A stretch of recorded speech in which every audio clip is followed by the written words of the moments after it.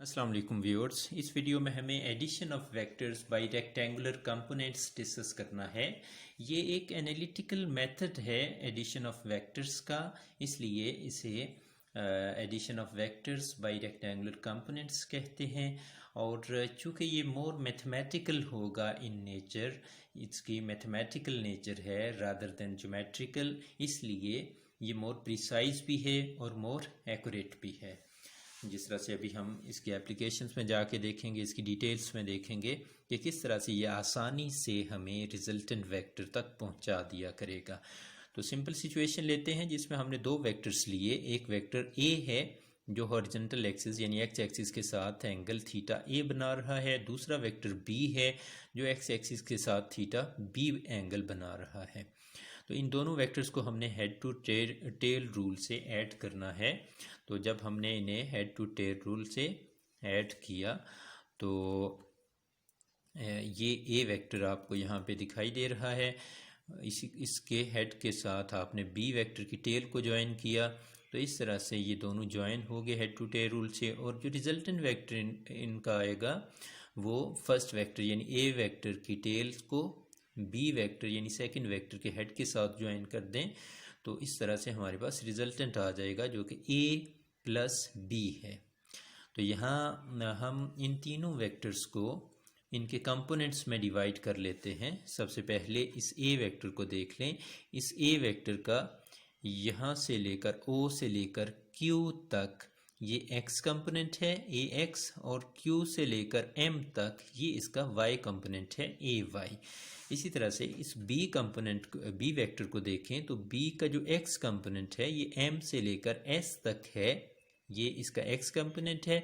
इसी तरह से s से लेकर p तक इसका y कंपोनेंट है जिसको by कहेंगे। इसी तरह से रिजल्टेंट को देखें तो रिजल्टेंट का जो x कंपोनेंट होगा वो इस O से लेकर इस R तक है यहाँ तक, और इसको हम RX बोलेंगे। इसी तरह से इसका जो y कंपोनेंट है वो इस R से लेकर P तक है और इसको हम RY बोलेंगे। तो इस तरह से हमने इन तीनों वेक्टर्स को इनके रेक्टेंगुलर कंपोनेंट्स में डिवाइड कर लिया।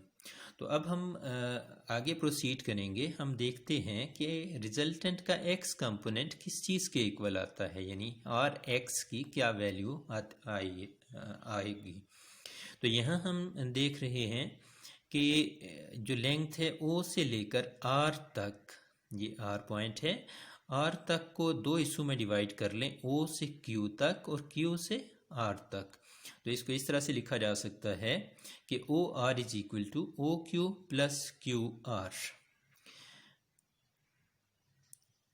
वापस जाएं यहाँ पे, तो यहाँ चूंकि क्यू आर की वैसे तो कोई वैल्यू नहीं होती, लेकिन हम देख रहे हैं कि ये क्यू आर बिल्कुल इक्वल है और पैरेलल है इस एम एस के, एम से लेकर एस तक ये जो डिस्टेंस है, और क्यू आर ये आपस में बिल्कुल बराबर हैं। तो चूंकि एम एस का नाम हमने दिया बी का एक्स कंपोनेंट, तो हम बी का एक्स कंपोनेंट यहाँ लिख सकते हैं इसको, चूंकि ये बिल्कुल उसके इक्वल और पैरेलल है, बी एक्स यहाँ लिख देंगे। तो इस तरह से हम क्यू आर की जगह एम एस लिख सकते हैं। तो यहाँ हमने क्यू आर की जगह एम एस लिखा, इस क्यू आर की जगह एम एस लिखा। और चूंकि ये एम एस अब बी एक्स के बराबर है तो यहाँ बी एक्स लिख लिया, और ओ क्यू हमारा ओ से लेकर क्यू तक ये ए एक्स है तो यहाँ ए एक्स लिख लिया। तो यहाँ से हमें ये पता चला कि sum of X components of the two vectors, यानी जो दो वेक्टर्स थे ए और बी, उनके जो एक्स कंपोनेंट्स का सम है that is equal to the x component of resultant vector के एक्स कंपोनेंट के बराबर आएगा। तो वेक्टर फॉर्म में इसे देखें तो वेक्टर फॉर्म हमें पता है कि एक्स एक्सिस के अलांग आई यूनिट वेक्टर होता है, लिहाजा यहाँ आई साथ ऐड कर देंगे तो ये वेक्टर फॉर्म होगी एक्स कंपोनेंट ऑफ रिजल्टेंट की, R X I is equal to A x plus B X into I. अब हम y कंपोनेंट ऑफ रिजल्टेंट देख लेते हैं। y कंपोनेंट y डायरेक्शन में देखें तो आर वाई इक्वल है r से लेकर p तक। इसको दो हिस्सों में डिवाइड करें तो R से लेकर S तक और S से लेकर P तक, ये दो हिस्से हैं इसमें, तो इसको लिख दिया RS प्लस SP। तो यहाँ अगर देखें तो ये जो आर एस है ये इस क्यू एम के बिल्कुल इक्वल है और पैरेलल भी है, तो लिहाजा आर एस की जगह क्यू एम लिखा जा सकता है। तो आर एस की जगह हमने क्यू एम लिख दिया और क्यू एम चूँकि ए वाई है इसलिए फिर बाद में हमने क्यू एम की जगह ए वाई लिख दिया, जबकि एस पी हमारा बी वाई के इक्वल है। तो इस तरह से फिर आर वाई आ गया ए वाई प्लस बी वाई के बराबर, क्योंकि आर से लेकर पी तक ये हमारा आर वाई है। तो यहाँ से फिर हमें पता चला कि sum of Y components of the two vectors that are to be added, यानी ए और बी जिनको हमने ऐड किया है उनके जो वाई कंपोनेंट्स का सम है that is equal to the y component of resultant, वो रिजल्टेंट के वाई कंपोनेंट के बराबर है। तो वेक्टर फॉर्म में इसे लिखें तो वेक्टर फॉर्म में चूंकि वाई डायरेक्शन में जे का यूनिट वेक्टर होता है तो यहाँ यूनिट वेक्टर जे लगा देंगे तो ये हमारे पास आ जाएगा।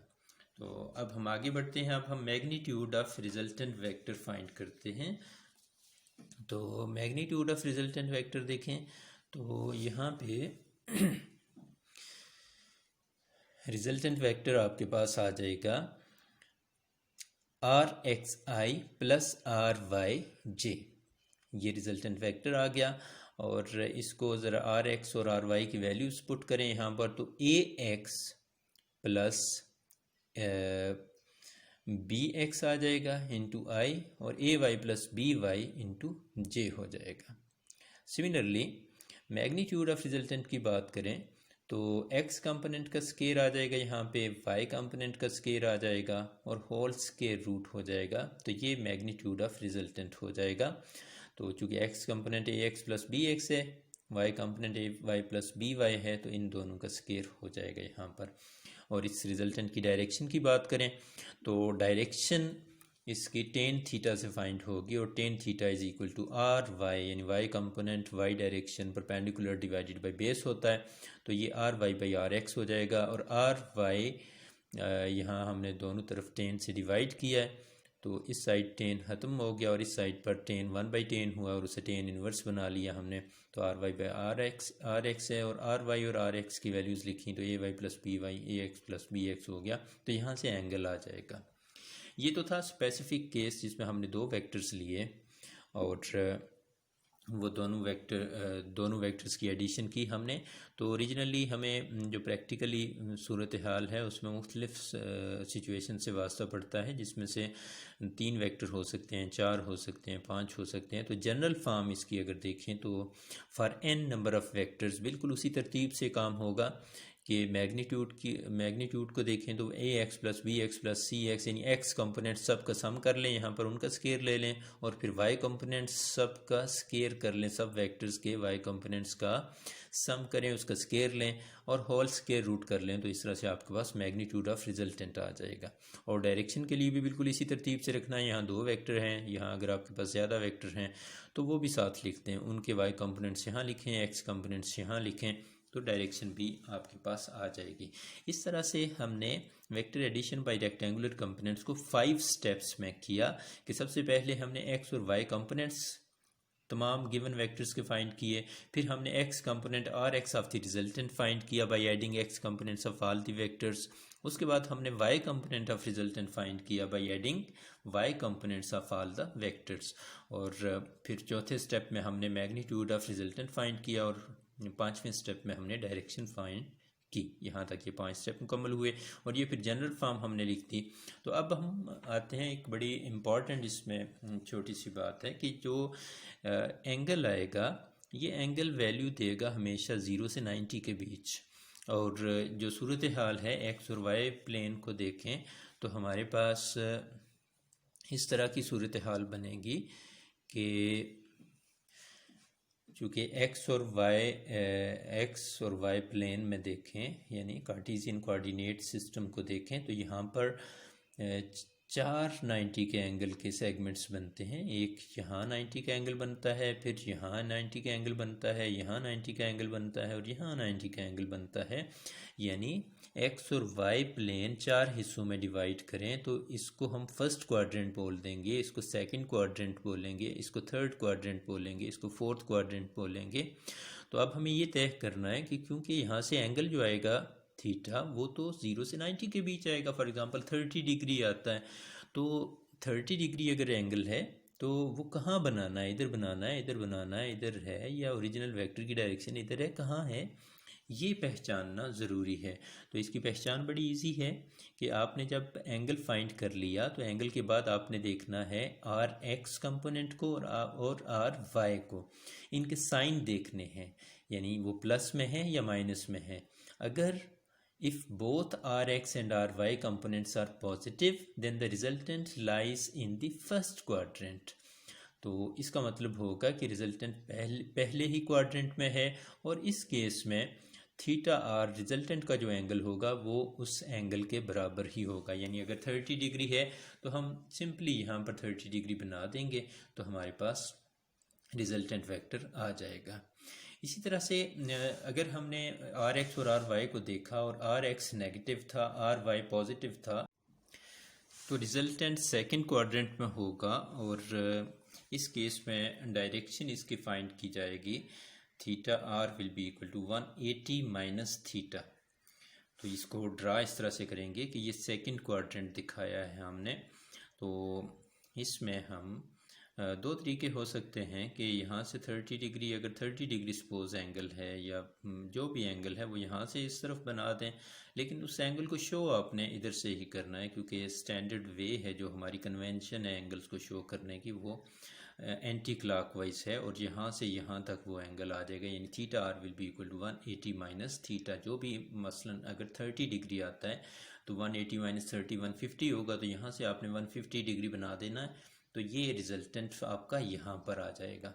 और इसका आसान तरीका मैंने आपको बता दिया है कि अगर 150 यहाँ से बनाना आपके लिए मुश्किल हो तो यहाँ से 30 डिग्री ऊपर चले जाएं, तो इससे भी वही चीज़ आएगी। इधर जो एंगल बचेगा वो एंगल 150 ही होगा, यानी थीटा आर ही होगा।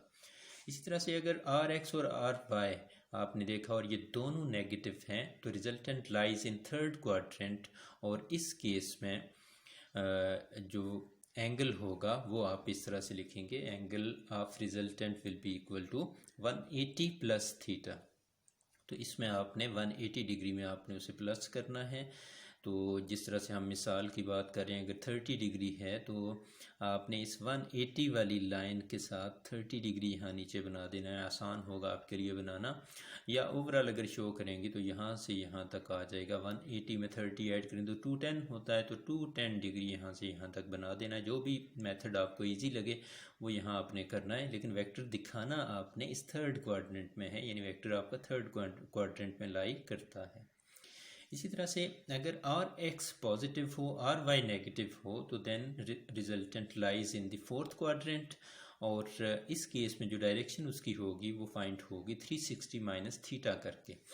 तो theta R will be equal to 360 minus theta, और अगर 30 डिग्री जिस तरह मिसाल हम डिस्कस कर रहे हैं तो 30 डिग्री हो तो 360 माइनस 30 330 हो जाएगा, तो यहाँ से यहाँ तक 330 आपने पूरा कर देना है।